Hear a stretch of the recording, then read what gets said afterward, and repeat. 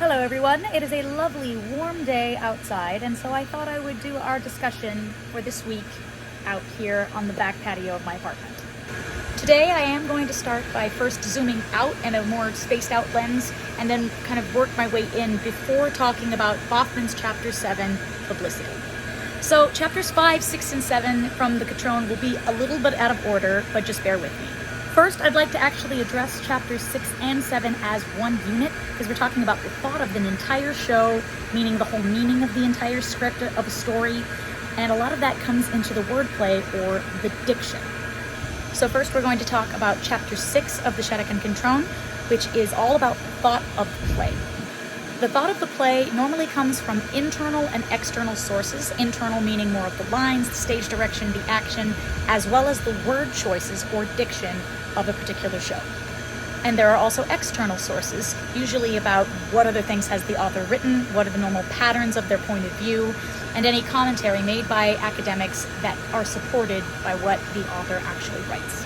For instance, if the main purpose of a play is that the protagonist has to learn something at the end, such as in Urinetown, when little Sally is kind of learning about the whole idea of what Urinetown is, and then it's finally explained at the end that this is not a happy ending show. There's even a line in there that says, "What's the matter, little Sally? Don't people want to be told that their way of life is unsustainable?" And she's very point blankly says, "No." However, you plot and block the entire show to where there is a happy ending at the very end. You've missed the entire point of the play. The diction as well is equally important. So the diction here refers to the word choice, not just the way that it's enunciated. This is something that in my studies with my students, I really would like to make more of a habit of teaching them in the first week to pay very close attention to the types of words that are used, because this can give you a lot of insight into the character's point of view, as well as the main meaning or thought of the play itself. What I also like, though, in Chapter 7 of the Shattuck and Catron is how they addressed problems with diction. Namely, these can be logistical, such as somebody might have a speech impediment, but that they have a lot of syllabic S sounds that they have to say. But another issue is that sometimes students like to ad-lib and work around the words if they don't remember the script lines exactly. And this can, if done wrong, change the meaning of the entire show. So this is why chapter 6 and 7 for me are very interrelated.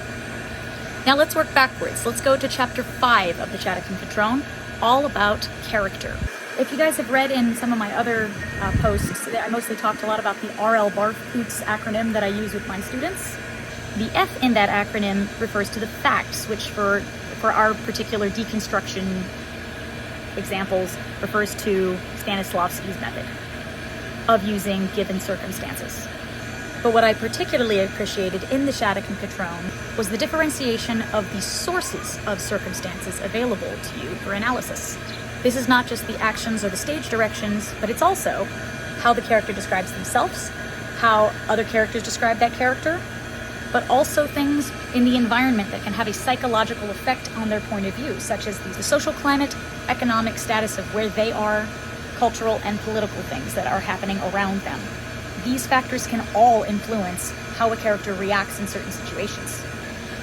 I also really appreciated their use of the dramatis personae, which is something I haven't really used a lot of. It's mostly using the archetypes of what's going on within a show.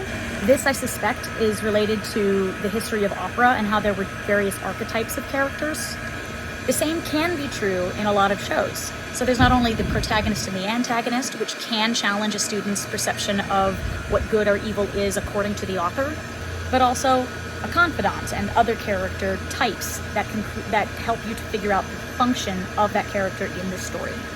All of these factors are incredibly essential for character creation and are wonderful supplementals for the procedures that I already have in place to help students to analyze their own characters and scripts. Now we move to Baughman's short but sweet chapter on publicity. There were 3 particular types of publicity that he addressed. One included using cameos from people in the community. Another one was of doing teaser shows at different schools around the area so you can gather more of an audience. And of course, having a street team on maybe a Saturday to help to advertise it in local places in your area. I do wish that this chapter was a little bit longer and had a little bit more to say about how to maybe get your kids on the radio and how to arrange something for like a TV special.